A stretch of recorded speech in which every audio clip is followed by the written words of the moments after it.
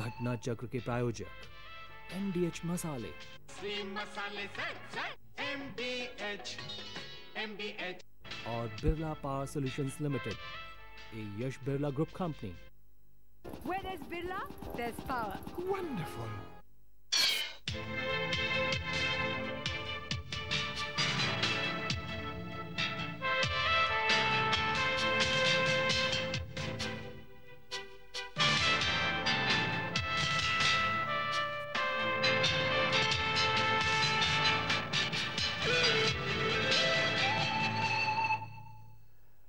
नमस्कार। घटना चक्र में आप सबका स्वागत है। नया साल आ गया, दिसंबर चला गया। बकुम जनवरी, नया है साल, और दिसंबर में पूछेंगे क्या है आपका हाल। लेकिन जनवरी से दिसंबर के बीच में क्या होगा, क्या भविष्य के गर्त में छिपा है, ये किसी को नहीं मालूम है। और जब हम ज्योतिष की बात करते हैं तो ज्योतिष के बारे में तमाम तरह के सवाल हो सकते हैं। कोई प्रामाणिकता पे सवाल उठाता है, कोई उनकी नीयत पे सवाल उठाता है, लेकिन ज्योतिष विज्ञान है, इसके बारे में कोई संदेह नहीं है। लेकिन ज्योतिष को ये मानना नहीं चाहिए कि 100% वही होगा जो लिखा है। उसके बारे में तमाम तरह की भ्रांतियां, तमाम तरह की बहस पूरी दुनिया में चल रही है। ज्योतिष हमारा मार्गदर्शक है, ही इज ए नेविगेटर। ज्योतिष जो कहता है वो ये बताता है कि आपके सामने गड्ढा है, पत्थर है, बच के जाना है। ये आपका काम है, आप बचेंगे या नहीं बचेंगे। और ये ऊपर वाले की भी कृपा है कि आपको बचाएगा भी या नहीं बचाएगा। बहरहाल, मेरे मत से आप मतभेद रख सकते हैं कि ज्योतिष के बारे में बात हो रही है, लेकिन आज हम 2004 का जो भविष्य है, साल का भविष्य, देश का भविष्य, दुनिया का भविष्य, हर चीज का भविष्य है कि उसके आने वाला कल कैसा होने वाला है, इसके बारे में बात करेंगे। कल जो होगा वो लिखा हुआ है दीवार पर, उसको कोई टाल नहीं सकता है। सिर्फ ये जानने की कोशिश करेंगे कि उसके आसपास की चीजें किस तरह घटित होंगी, और उस घटित होने में आप और हम कैसे प्रभावित होंगे। क्या आपके और मेरे जीवन में कोई बदलाव आने वाला है या नहीं बदलाव आने वाला है। क्योंकि जब राजा पर किसी चीज का प्रभाव होता है, देश पर किसी चीज का प्रभाव होता है, और घर पर किसी चीज का प्रभाव होता है, तो आप और मैं प्रभावित होते हैं। चलिए हम लोग बात करते हैं अपने आदरणीय मेहमानों के साथ। 3 ज्योतिष के विद्वान हमारे बीच में मौजूद हैं। मैं आपका परिचय करा दूं। लक्ष्मण दास मदान जी हैं हमारे बीच में, जो कि प्रसिद्ध ज्योतिषाचार्य हैं, बाबा मैगजीन के संपादक हैं, और लगभग अगर मैं गलती नहीं कर रहा हूं तो 50 साल से ज्योतिष की विद्या के प्रकांड पंडित हैं। मदान साहब, आपका स्वागत है हमारे इस कार्यक्रम में। और हमारे बीच में प्रेम कुमार शर्मा जी हैं, जो अपने आप में हस्ती हैं, विद्वान हैं, और प्रेम जी का नाम है, हिंदुस्तान टाइम्स में कॉलम लिखते हैं, दुनिया में इनकी चर्चा है। शर्मा जी, आपका भी स्वागत है हमारे कार्यक्रम में। और डॉक्टर शेष नारायण वाजपेयी जी हैं, जो कि बनारस से ज्योतिष की विद्या सीख के आए हैं और ज्योतिष की जानकारी रखते हैं। वाजपेयी जी, आपका भी स्वागत है हमारे इस कार्यक्रम में। मदान साहब, प्रोग्राम हम आपसे शुरू करेंगे। आप हमको बताएं कि भारत के का जो नक्शा है, उसके हिसाब से नक्शे तक सीमित रहेंगे हम अभी इस हिस्से में, कि भारत का 2004 कैसा जाने वाला है।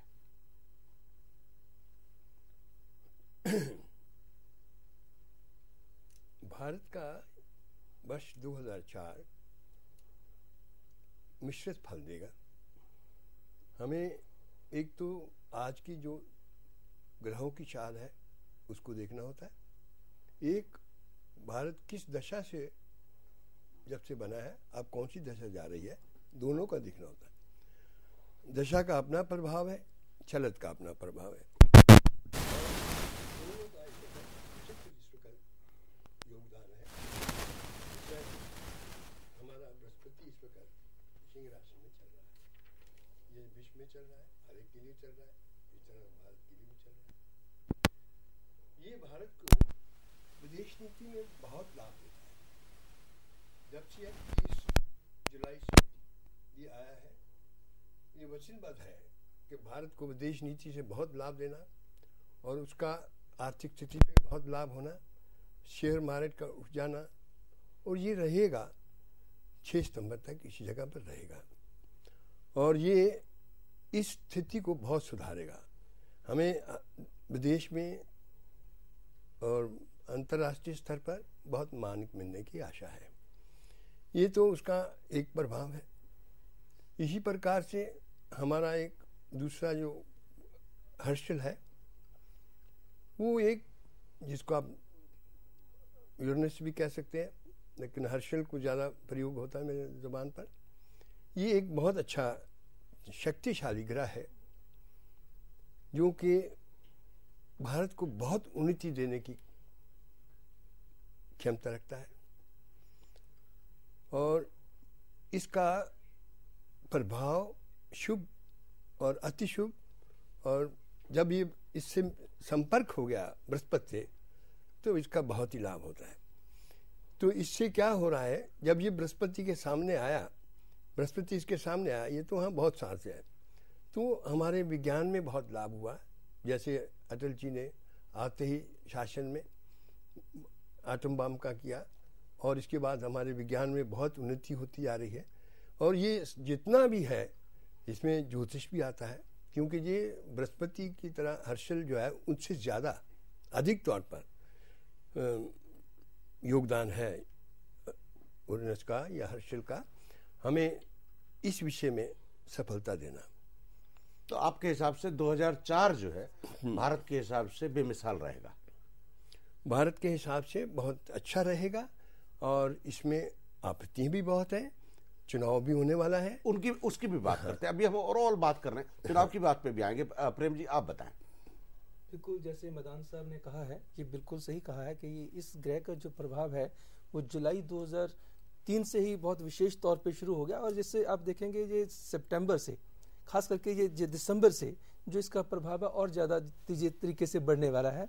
ये देश कुल मिलाकर के आर्थिक स्थिति के लिहाज से तो बेहतर जाएगा, जिसको कहते हैं जैसे साइंसेज में सुधार होंगे, फॉरेन पॉलिसी बहुत सुधरेगी, इन्वेस्टमेंट्स फॉरेन से बहुत आएगी। इस बात में तो बिल्कुल जो चीज़ कोई किसी चीज़ को हवा को बिलोंग करती है तो हवा से यानी कि बाहर से जो विशेष फायदा लेके आने वाली है जी। इसमें जो आर्थिक स्थिति भी सुधरेगी, फॉरेन पॉलिसी भी सुधरेगी, और बड़ी बड़ी जिसको कहते हैं कि चीज़ों को सुधार में और ज़बरदस्त जिसको कहता है कि इंडिया खूब आगे आएगा। आप बताएं वाजपेयी जी। इसमें एक पक्ष मैं ये रखना चाह रहा था, आपने प्रश्न किया ओवरऑल कैसा रहेगा 2004।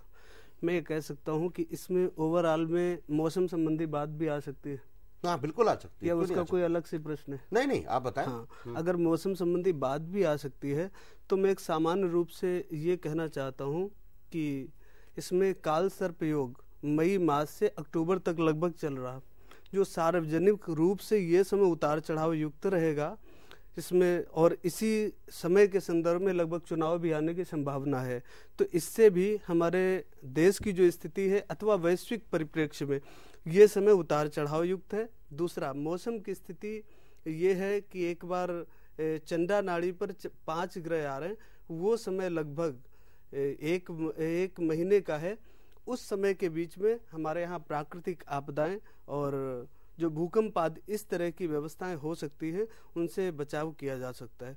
एक वो समय है लगभग 25 सितंबर से 12 अक्टूबर तक, ये चतुर्ग्रही का समय है। इस समय के विषय में लिखा है हमारे शास्त्र में कि एक राशौ यदा यान्ति चत्वारः पंच खेचराः प्लावयन्ति मही सर्वाः रुद्रेण जलेनवा। एक राशि पर जब 4 ग्रह आते हैं तो या तो संघर्ष छिड़ता है, अथवा मौसम में बहुत ज्यादा पानी बरसता है, अथवा कई बार प्राकृतिक प्रकोप होते हैं। तीसरे घर में ही तो 4 ग्रह आ रहे हैं ना, जो अगर भारत की कुंडली अगर आप देखें तो तीसरे ग्रह में 4 ग्रह है ना।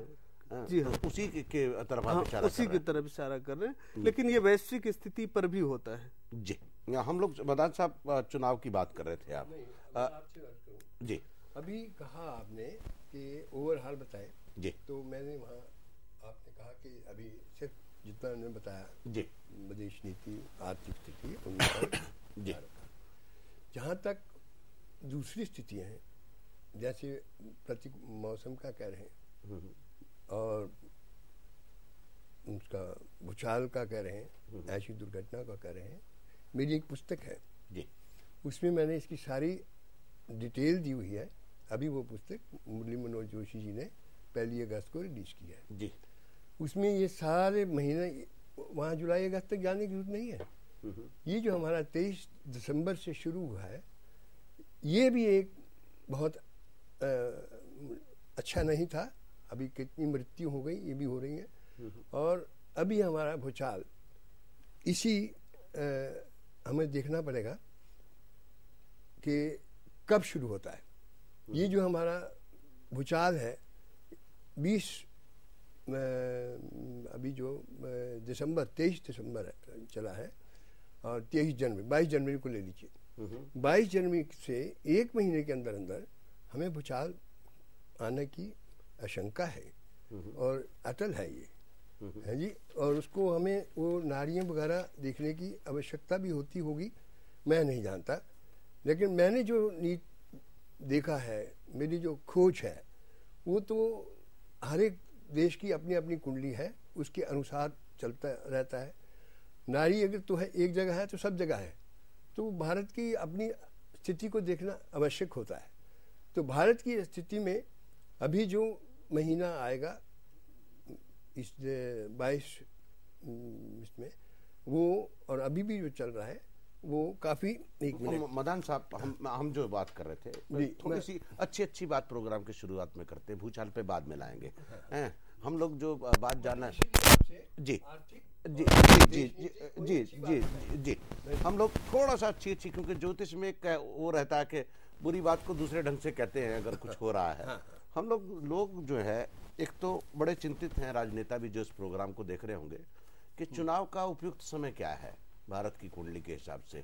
अगर 14वीं लोकसभा का चुनाव कराया जाए तो आपके हिसाब से कौन सी डेट्स में कराना चाहिए? आप ये देखें जी कि आपने अभी बताया ज्योतिष के बारे में कि इसको कुछ होना है कुछ नहीं होना है, ये होता रहता है जी। मैं इसमें विश्वास नहीं करता जी। मैं तो ये विश्वास रखता हूँ कि सूरज आज तक सुबह 5 बजे उठता है या 6 बजे, जब उसका समय नियुक्त है उसी वक्त निकलता है, वो बदलता नहीं। मैंने इसलिए कहा था मतभेद हो सकता है। हाँ, लेकिन नहीं, सुनिए आप मतभेद की बात बताता हूँ, क्योंकि इसको जनता और दूसरे आदमी सुन रहे हैं जी। तो उनको मालूम होना चाहिए कि जो ब्रह्मांड का आदेश है उसको व्यक्ति नहीं टाल सकता जी। ये ज्योतिष है और इसी ज्योतिष पे मैंने इतनी भविष्यवाणियां करता हूँ और सब सत्य होती है, उसमें इधर उधर की कोई फेर नहीं है जी। अब ब्रह्मांड का आदेश कैसे बनता है वो सामने आ जाता है जी। तो ब्रह्मांड के आदेश को टालना अटल हो जाता है जी।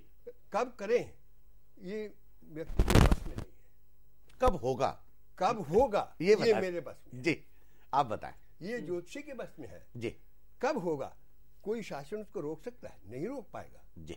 है जी। 19 अप्रैल को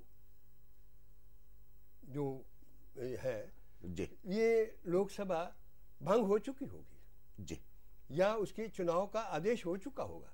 ठीक है है जी। इसके आगे जाने का सवाल ही नहीं पैदा होता। 19 ये तो अप्रैल ज्योतिष से अगर आप 30 दिन लगाएंगे तो 11 दिन वो और 19 दिन वो, तो आप 19 मई मान के चल रहे हैं चुनाव होना चाहिए आपके देखिए, हिसाब से? मान के नहीं चलता, मैं तो आप तिथि बता रहा हूँ जी समय बता रहा हूँ जी। ये जो होता है इसमें कोई ये नहीं है कि प्रधानमंत्री जी के हाथ में है या प्रेसिडेंट जी के हाथ में है जी। ये तो ब्रह्मांड के आर्डर है जी ब्रह्मांड के आदेश को कोई व्यक्ति नहीं टाल सकता जी। बताएं। उसमें जैसे सूरज निकलना है उसमें आप क्या बदली कर सकते हैं ये दूसरी बात है। मैं आपको बता दूं चुनाव की तारीख के बारे में हम लोग बात कर रहे हैं कि चुनाव किस तिथि में होगा। जी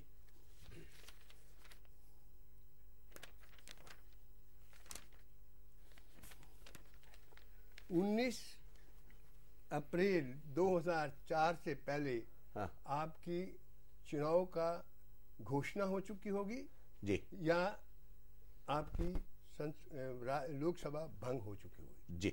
20 अप्रैल को ये स्थिति नहीं होगी जी उस वक्त किसी के पास 20 अप्रैल को आगे ले जाने का आदेश नहीं है ब्रह्मांड का जी। चुनाव की तिथि पूछ रहा हूं मैं। चुनाव की तिथि नहीं, मैं आपको लोकसभा का बता रहा हूँ। नहीं, मैं वही लोकसभा भंग होने के बाद जो है हाँ। दूसरी का हाँ। आदेश हाँ। या उसका भंग होना ये हमारे हाथ में। ये 19 अप्रैल को खत्म हो चुका, खत्म हो, तो 30 दिन 19 मई मान के चले हम लोग, क्योंकि 19 मई जो है जी उस वक्त तक तो न्याय संसद का आ जाना अटल प्रतीत होता है। जी। वेरी गुड, बहुत बढ़िया बताया आपने। तो इसका मतलब 30 अप्रैल से और 19 मई के बीच में चुनाव होने चाहिए, आप ये कह रहे हैं? होने चाहिए का सवाल कहाँ बता रहा हूँ, होंगे। प्रेम जी आप बताएं, आप बताएं। चुनाव का जो होने का इसमें अभी मैं दूसरे सवाल पे भी आता हूँ क्योंकि उससे जुड़ा हुआ सवाल है। प्रेम जी आप बताएं। देखिए मदान साहब ने बड़ा बाखूबी कहा है, हाँ। इसमें कोई किंतु परंतु नहीं है, हाँ। क्योंकि जो 21 मार्च को जो ग्रहों की स्थिति ओवरऑल ग्लोबली जो इफेक्ट करने जा रही है टोटल यूनिवर्स को ही, और जिसमें इंडिया के बारे में हम बात कर रहे हैं और पॉलिटिक्स की बात कर रहे हैं, क्या जिससे उसने आना सूर्या ने, और उधर जाके 13 अप्रैल को, मैं गलत नहीं कह रहा, तो मंगल ने जाके, मंगल फौजी है, थोड़ा सा फास्ट है एकदम, तो जैसे उन्होंने कहा ना कि अतः ही उसने 19 अप्रैल से पहले ही ऐसा हो जाना है, तो बिल्कुल ये सही है कि 21 मार्च से लेकर के 21 जून के बीच में विद इन 90 डेज, ठीक है ना, ये स्थिति बिल्कुल नहीं है जो आज रूलिंग स्टेट की है, जो रूलिंग है ये, इसमें बिल्कुल जिसको कहते हैं कि भंग हो जाएगी लोकसभा और इलेक्शन इस पीरियड में हो जाएंगे और नया सिस्टम बन जाएगा और निर्धारित समय से पहले इलेक्शन होंगे। एक मिनट बता साहब, मैं वाजपेयी जी का मन जान लूं। वाजपेयी जी आप बताएं, आपकी क्या राय है? देखिए मदान जी ने इस संदर्भ में एक आधिकारिक बात कर दी और फाइनल कर दिया, किंतु परंतु की कोई गुंजाइश नहीं रखी। मैं भी इस बात से सहमत हूँ कि मई के महीने में चुनाव की संभावना लगती है मुझे। जी। इसलिए, और जो मैं अभी चर्चा आपसे कर रहा था, मैंने मई के महीने के चुनाव का नहीं कहा, मैंने ये बताया, सुनिए, कि 19 अप्रैल को जहाँ लोकसभा खत्म हो चुकी होगी और 19 मई से पहले नई लोकसभा आ चुकी होगी, 19 मई से पहले नई लोकसभा आ चुकी होगी या उसका आदेश हो चुका होगा। जी चलिए, हम लोग चलेंगे एक छोटे से ब्रेक की ओर, लेकिन अगर मेरे दर्शकों को याद हो तो 2 दिन पहले मैंने घटना चक्र में कहा कि चुनाव 9 से 19 मई के बीच में हो रहे हैं। हमारे माननीय ज्योतिषियों ने उसके बाद की तायद की है। बहरहाल ज्योतिष जैसे कि हमारे मदान साहब कह रहे हैं अटल है। हम लोग छोटे से ब्रेक के बाद लौट करके आएंगे और इस चुनाव में कौन राजा होगा और कौन विरोध में बैठेगा इसकी जानकारी प्राप्त करेंगे छोटे से ब्रेक के बाद।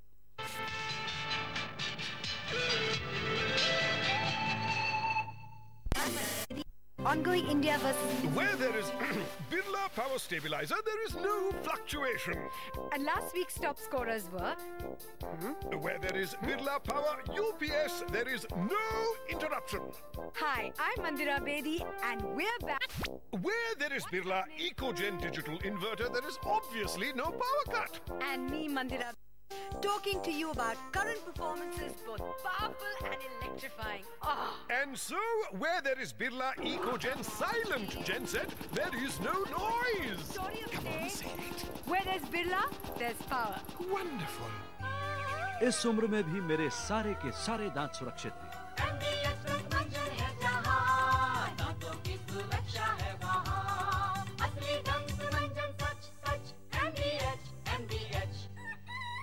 मेरी तरह आप भी दांतों को सुरक्षित रखना चाहते हैं तो एनबीए दंत मंजन करना ना भूलें।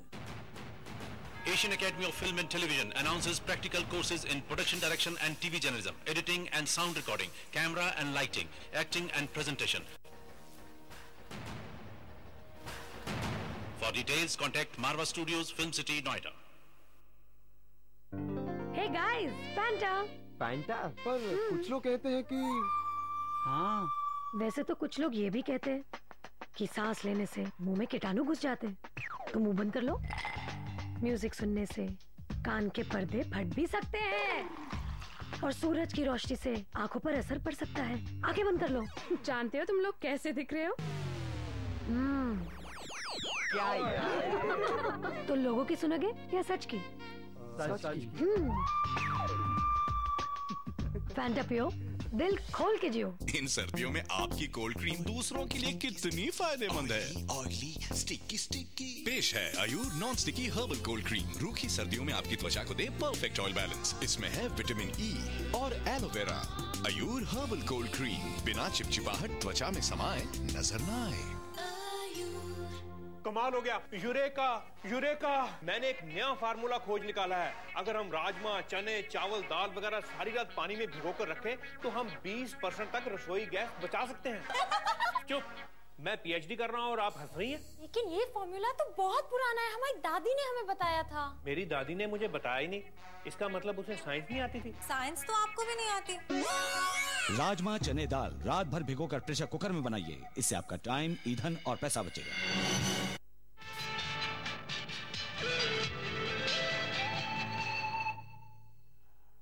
घटना चक्र में आप सबका एक बार फिर से स्वागत है। नए 2004 का भविष्य, इसकी बात कर रहे हैं हम लोग। नए साल का भविष्य कैसा हो।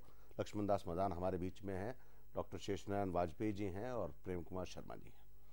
वाजपेयी जी, चलिए हम आप इस दौर की शुरुआत आपसे करेंगे। आप मुझे बताएं कि चुनाव तो हो ही रहा है, और चुनाव में सत्ता परिवर्तन हो रहा है या नहीं हो रहा है, या व्यक्ति परिवर्तन हो रहा है नहीं हो रहा है, क्या खाका आप देख रहे हैं?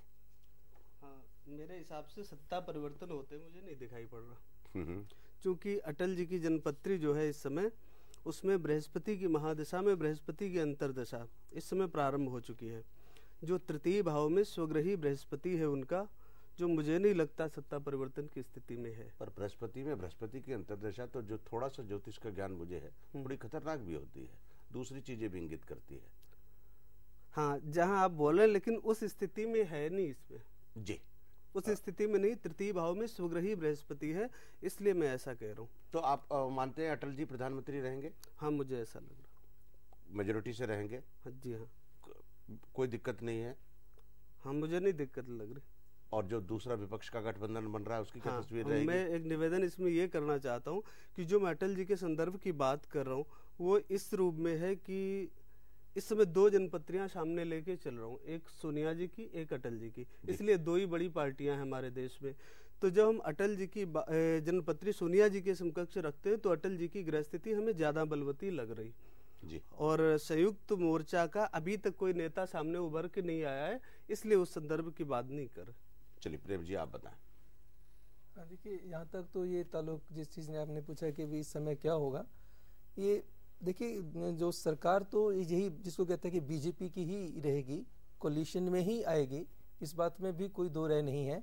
क्योंकि ग्रहों की स्थिति को अगर पूरे ढंग से आंका जाए हर लिहाज से, अगर हम कांग्रेस की कुंडली को भी, जो दो मेन पार्टियां हैं इस समय, कांग्रेस है, बीजेपी है, ठीक है। मुलायम सिंह की कुंडली भी देखी है? हाँ जी, मुलायम सिंह की कुंडली मैंने तो नहीं देखी, मदान साहब के पास जरूर होगी। चलिए वो भी बात करते हैं, मुलायम सिंह की कुंडली। हाँ जी जी। तो यहाँ तक ये हम कहते हैं कि इस समय जो बीजेपी ही जिसको कहते हैं कि पार में आएगी। हाँ। बेशक मुकाबला बहुत जबरदस्त रहेगा, बहुत ज्यादा सीट्स जिसको कहते हैं कि नहीं आ पाएगी, मगर दूसरी पार्टीज के साथ मिलकर के यानी कि कोलिशन में ही फिर आने की संभावना है। और जिसको कहते हैं वाजपेयी प्रधानमंत्री बनेंगे। कोलिशन की सीट्स बढ़ेंगी या बीजेपी की सीट बढ़ेगी? कोलिशन की भी काफी बढ़ेंगी इस बार, जिसको कहते हैं जो दूसरी जो पार्टीज हैं उनको काफी जिसको कहते हैं कि फायदा होगा। जी, चलिए मदान साहब आप बताएं। देखने का अपना अपना ढंग होता है। जैसे अभी वाजपेयी जी की कुंडली का इन्होंने विश्लेषण किया है, उनका बृहस्पति नीच का दशमांश में है, लगन में वो है, तो दशमांश कार्य और प्रधानमंत्री की स्थिति को देखा जाता है। तो वो वहाँ क्या बना हुआ है, उस स्थिति को कैसे उठा रहा है, कौन उठा रहा है, वो अगर सिर्फ आप बृहस्पति की स्वग्रह की पोजीशन को देखेंगे तो वो ठीक नहीं रहेगा। हमें शुरू करना चाहिए कि पहले आता कौन है, क्योंकि ये एक डेमोक्रेसी गणतंत्र देश है। चुना जाएगा आदमी, एमपी चुनेंगे, मेजॉरिटी वाले चुनेंगे। सबसे पहले हमें तो देखना ये है कि जीतेगा कौन। इस वक्त आपको देखनी चाहिए भारतीय जनता पार्टी की कुंडली जो कि शासन में है, विरोधी दल की कुंडली जो कांग्रेस की है, दोनों को देखना होगा। अगर आप भारतीय जनता पार्टी की कुंडली के देखेंगे तो उसमें आप व्यक्तिगत रूप को छोड़ दीजिए, उसकी शक्ति को देखिए क्या है। भारतीय जनता पार्टी की कुंडली में इस वक्त उसको शुक्र की महादशा में बृहस्पति की अंतर्दशा है। शुक्र जो है और बृहस्पति ने दशमांश में अपना स्थान परिवर्तन किया हुआ है। शुक्र ऊंच का है और चौथे घर में और बृहस्पति 11वें घर में स्थित है। इससे बड़ी शुभ स्थिति कोई नहीं हो सकती। इस वक्त मैं अटल जी का बहुत मान देता हूँ उनको। उनकी अपना एक विश्व में सबसे बड़े नेता हैं, इसमें कोई संदेह नहीं है। इस वक्त सारे विश्व में उनके मुकाबले का कोई नेता नहीं है, वो अपने स्थान पर है। देखिए, देख रहे हैं हम जीतेगा कौन, पार्टी कौन जीतेगी, उसके आगे आप निर्णय लेंगे। इस वक्त भारतीय जनता पार्टी का जो समय है बहुत ही सराहनीय और सुंदर समय है। अगर उसको आप आंख बंद के भारतीय जनता पार्टी जिसको भी नेता बनाएगी वही प्रधानमंत्री बनेगा। उसके बाद हम सोचे कि भारतीय जनता पार्टी में कौन आएगा। भारतीय जनता पार्टी छोड़ दीजिए, अपने देश को देखिए। इस वक्त हमारे पास अटल बिहारी वाजपेयी जी से कोई भी बड़ा नेता हमारे सामने नहीं है। लेकिन जब निर्णय लेना होगा तो आपको सबकी कुंडलियां देखनी होगी। इस वक्त निर्णय लेना होगा भारतीय जनता पार्टी का, कांग्रेस का। इस वक्त जो स्थिति है वो कांग्रेस में थोड़ा विभाजन होने जा रहा है, उनमें कुछ टूट फूट होने जा रही है और वो अपने एक दूसरे से मिलके शासन बनाने जा रहे हैं। और उधर ये जो है भारतीय जनता पार्टी उभर के ऊपर आ रही है, बहुत सराहनीय उभर के ऊपर आ रही है। वो पूरी मेजॉरिटी लाती है नहीं लाती है इसका बाद में निर्णय है, लेकिन इस समय जो डेट जब फिक्स हो जाएगी उस पर निर्णय होगा। इस वक्त भारतीय जनता पार्टी शासन छोड़ने वाली नहीं। जब इनका मुहूर्त बनाया था मैंने, उस वक्त मैंने लिख दिया था कि ये आगे दोबारा अपनी मर्जी से चुनाव कराएंगे और दोबारा जीत के आएंगे। उस स्थिति पर मैं आज अटल हूँ। हम लोग जो बात जानना चाह रहे हैं मदन साहब कि आपने ठीक कहा, बीजेपी, आप तीनों लोग मान रहे हैं कि बीजेपी आ रही है, कांग्रेस नहीं आ रही है। आपने कहा कि जब जीत के आएंगे तब वो नेता चुनेंगे। एक बात आपसे वही कह रहा हूँ ना, हम जंप कर रहे हैं जी। जब आप कह रहे हैं कि कांग्रेस नहीं आ रही है, ये किसने कह दिया आपको? आप कुछ स्थितियों को आप जानते हैं राजनीतिक दल से जी। मुझे क्या, मैं इसको अभी नहीं कह सकता क्या कांग्रेस बीजेपी को सपोर्ट नहीं कर सकती, कांग्रेस बीजेपी से नहीं मिल सकती। आप उसको कैसे रूल आउट कर सकते हैं? बीजेपी आ रही है, लेकिन मैंने ये नहीं कहा कि कांग्रेस कहीं उनके साथ नहीं है। इस बार को आप अगर छोटे छोटे दल चाहें और कुछ गड़बड़ करना चाहें तो कांग्रेस उस समय बीजेपी को सपोर्ट करेगी, तोड़ने नहीं देगी, आज भी करेगी। वो एक इस वक्त विरोधी दल का अपना कार्य पूरा कर रही है और उसमें नहीं, मगर मैं जो हम बात जानना चाह रहे हैं, बिल्कुल आपने बहुत बढ़िया बात की और बड़ी इंपॉर्टेंट बात की कि कांग्रेस बीजेपी को सपोर्ट कर सकती है, जो कि अनहोनी टाइप बात है। हाँ। मतलब राजनीतिक रूप से मेरी समझ में नहीं आ रही मैं है। उसकी बात नहीं, राजनीतिक बात नहीं कर रहा। हाँ, मैं ज्योतिष की बात कर रहा। मगर मैं आपको आज ही बता देता हूं कि किसी समय पे आकर कांग्रेस भारतीय जनता पार्टी को सहयोग देगी। चलिए, वो भी माना। हाँ। मगर हम तो प्रधानमंत्री पर अटके हुए हैं, क्योंकि राजा कौन होगा पूरा देश यही जानना चाहता है। अटल जी होंगे, आडवाणी होंगे, मुरली मनोहर जोशी होंगे, या कोई नीचे बक्से में से निकल करके ऊपर आ जाएगा, ऐसा भी संभव है। प्रारब्ध भाग्य क्या किसी का कहता है, किसी को कुछ नहीं पता है। मैं तो आपको सिर्फ इतनी बात बता सकता हूँ, बाकी दूसरे विद्वान ज्योतिषी कुछ बताएं जी। भारतीय जनता पार्टी साथियों के साथ मिलकर शासन बनाने आ रही है। प्रधानमंत्री कौन होगा? प्रधानमंत्री कौन होगा उस वक्त, जिस वक्त डेट सामने आ जाएगी, इलेक्शन कमीशन अनाउंस कर देगा। मैं आपको डंके की चोट से बताऊंगा। कुछ है घपला, बता नहीं रहे हैं आप प्रेम जी। ऐसी बात नहीं है। देखिए, वो मैं आपको बताता हूँ कि ज्योतिषी वही है जो बात स्पष्ट हो वो बताए जी, और जो बात स्पष्ट नहीं है उसको मन में रखे जी, है जी जी। और वो ऐसे अटकल बच्चू लगा के बता देना कि वो ये हो जाएगा वो हो जाएगा, मैं उसके बीच में नहीं जी। मैं उतनी बताता हूँ जो बात बिल्कुल ब्रह्मांड का आर्डर पता है कि ये उनका आदेश है जी, मैं उसी बताता हूँ, उससे ज्यादा नहीं बताता। शर्मा जी आप बताएं। देखिए, जैसे वो पहले बात हुई है कि इस डेट में 21 मार्च से लेकर के जून के बीच में ये हो जाना है, इलेक्शन वाला सिलसिला भंग होके इलेक्शन भी हो जाएंगे, रिजल्ट्स भी सामने आ जाएंगे और बीजेपी जिसको कहते हैं पार में आएगी। वो भले ही मेजोरिटी में उसके चांसेस नहीं है, कोलिशन की मदद से ही आएगी।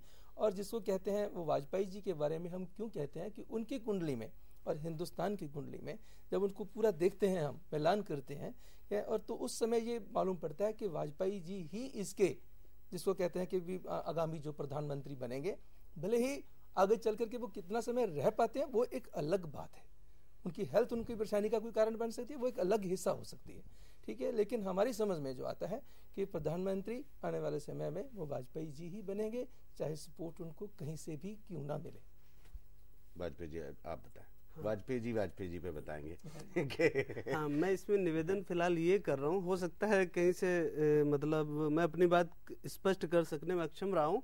फिर से कह रहा हूँ कि असल में भारतीय जनता पार्टी, एक सबका मत है कि भारतीय जनता पार्टी आगे आ रही तेजी से, और भारतीय जनता पार्टी में अडवाणी जी, अटल जी, ये और कोई तो वो अभी अव्यक्त है।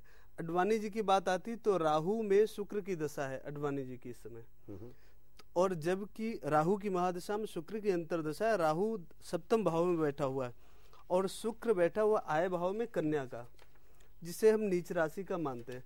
तो जब इन दोनों की तुलना करते हैं तो उसमें अटल जी की जन्मपत्री ही हमें शीर्ष स्थल पर लग रही, इसलिए मैंने ऐसा कहा था। जी चलिए मान लेते हैं हम लोग। आपने तुलना की है अडवाणी जी की, जी हाँ, और अटल जी की। बीजेपी की मुरली मनोहर जोशी जी की आपने छुट्टी कर दी।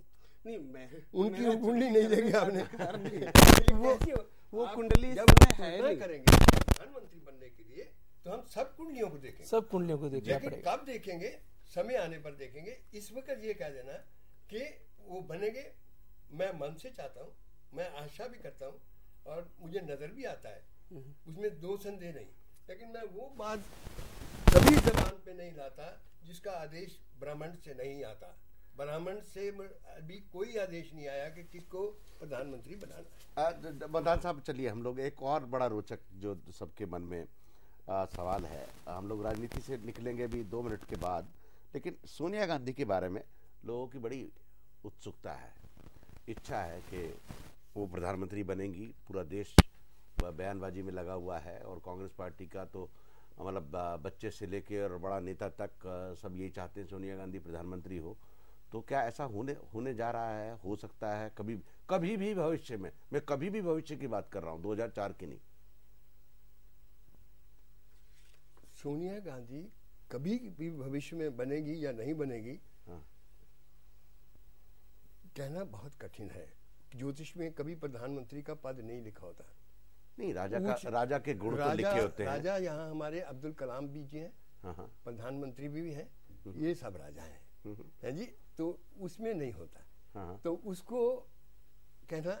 चलिए 2004 तक की मान लेते हैं, 14वीं लोकसभा की बात कर लेते हैं। 14वीं लोकसभा में सोनिया गांधी प्रधानमंत्री होने या नहीं होने? बिल्कुल नहीं होगी। प्रेम जी आप बताएं। बिल्कुल नहीं होगी, ऐसी ग्रह दशा ही नहीं है। मैंने पहले ही कह दिया है कि मुझे संभावना नहीं लग रही सोनिया जी। चलिए आपके एक सवाल से बड़ा एक सवाल मैंने निकाला है, हो सकता है मैं गलत हूं। भारत पाकिस्तान का क्या युद्ध होने जा रहा है?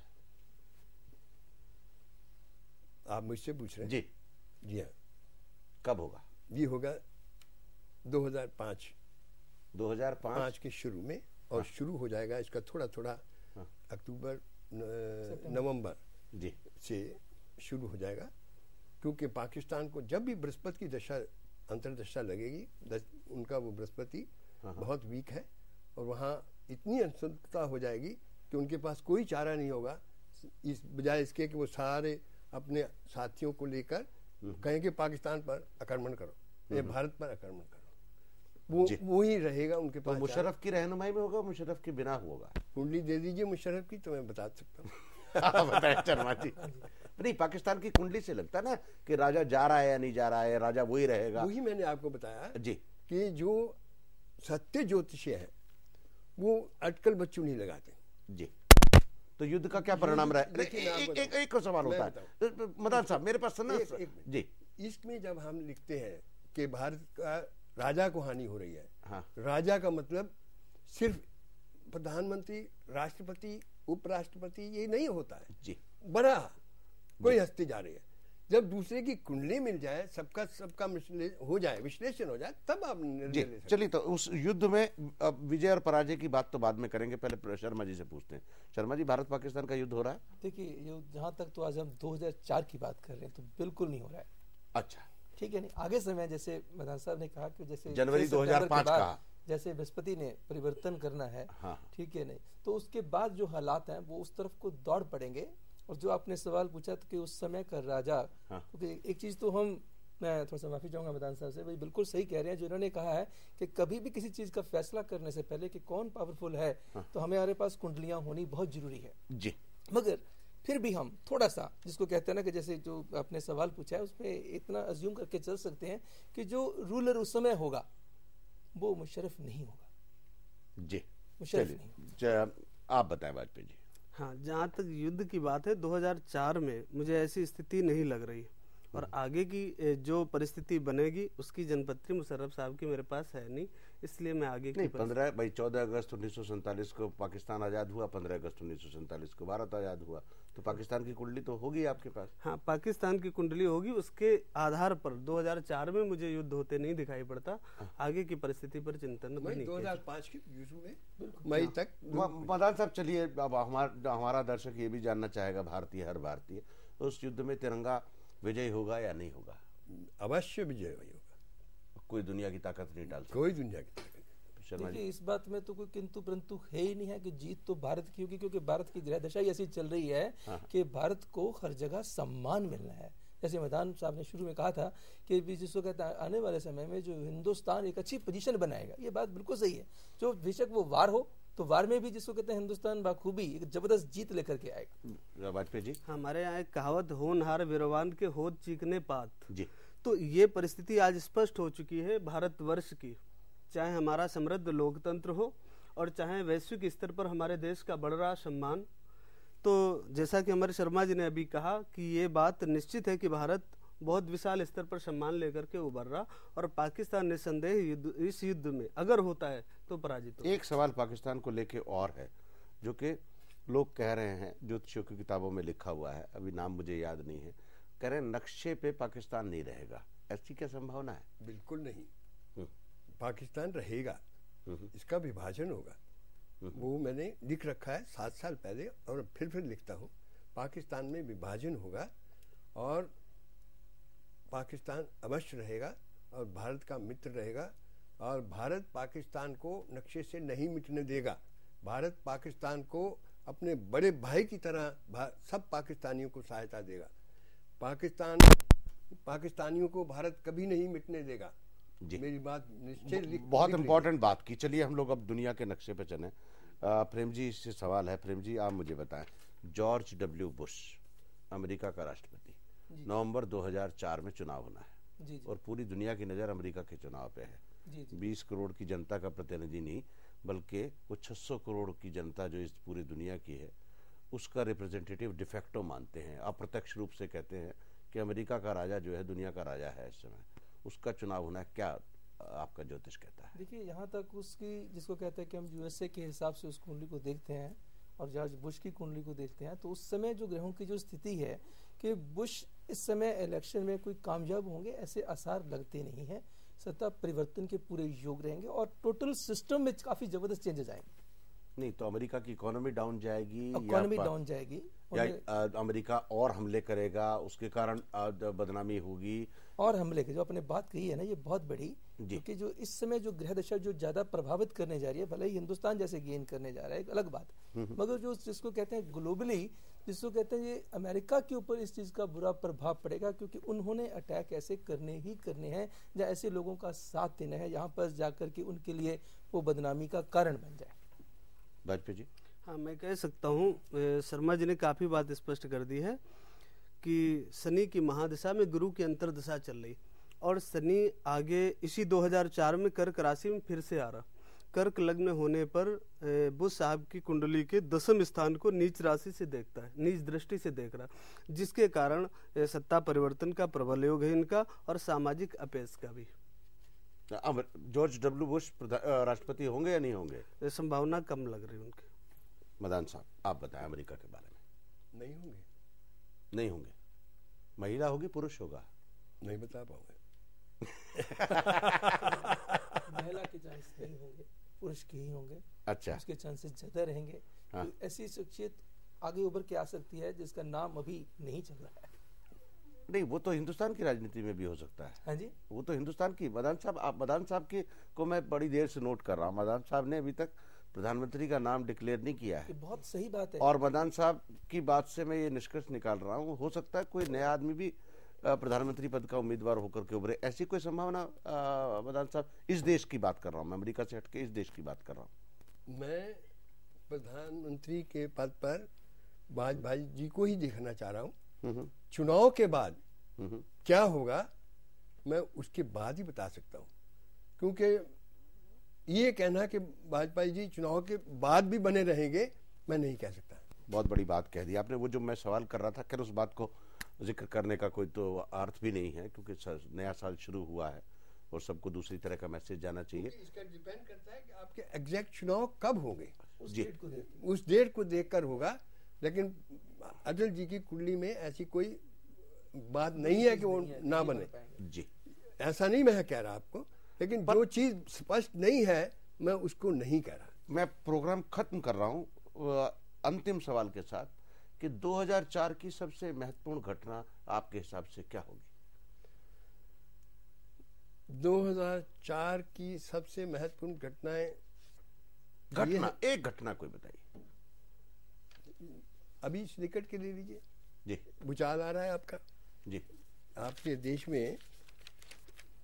ये 22 जनवरी से एक महीने के अंदर अंदर भूचाल आएगा। देश के कौन से हिस्से में? देश के कौन से हिस्से में आएगा, ये इसका ज्यादा चांस जो है भूचाल का, ग्रहों का ज्यादा चांस जो है वो दिल्ली और उसके निकट है, और इसका प्रभाव पड़ेगा। थोड़े छोटे झटके बॉर्डर पे भी आएंगे और इधर उधर भी आएंगे, और ये 20 फरवरी से पहले कुछ इसकी शर्मा जी देखिए महत्वपूर्ण घटना। देखिए इस साल में कोई बहुत बड़ा नेता है ना जिसको हिंदुस्तान खो सकता है। ये एक महत्वपूर्ण घटना, आप बताएं। हमारे हिसाब से मई के महीने में राजनीतिक दृष्टि से अथवा किसी विशेष आतंकवादी घटना के द्वारा हमारे देश को एक चोट सहनी पड़ सकती है। चलिए, बहुत बहुत शुक्रिया आपका। मदान साहब आपका बहुत बहुत धन्यवाद। प्रेम जी आपका भी, और वाजपेयी जी आपका भी बहुत बहुत धन्यवाद। ये तो थी ज्योतिष की बात, और ज्योतिष की बात आपने सुनी और मार्गदर्शन भी सुना कि देश कैसे चलेगा। लेकिन कल सुबह जब आप उठें या नए साल में जब भी आपकी आंख खुले और नए साल में जब आप अपने दिन की और जीवन की शुरुआत करें, तो एक गुजारिश मुझसे है, पूरे साल आप अपने से बात ही नहीं करते हैं। आप अपने से उस दिन बात करिए, अकेले रहिए, कम से कम 1 घंटा मनन करिए और अपने से पूछिए कि आप कहाँ जाएंगे। और मेरा अटूट विश्वास है जब आप अपने से बात करेंगे तो दिशा मिल जाएगी। हम नए साल में घटना चक्र लेकर के, विशेष रूप से राजनीतिक हलचल लेकर के आपके सामने हाजिर होंगे।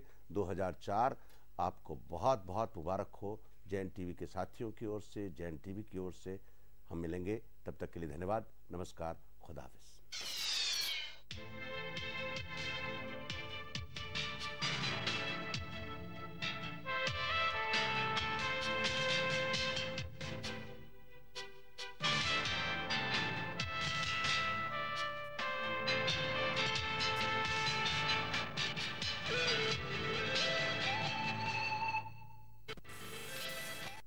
घटना चक्र के प्रायोजक MDH मसाले, मसाले MDH और Birla power solutions limited, a Yash Birla group company. Where there's Birla, there's power. Wonderful.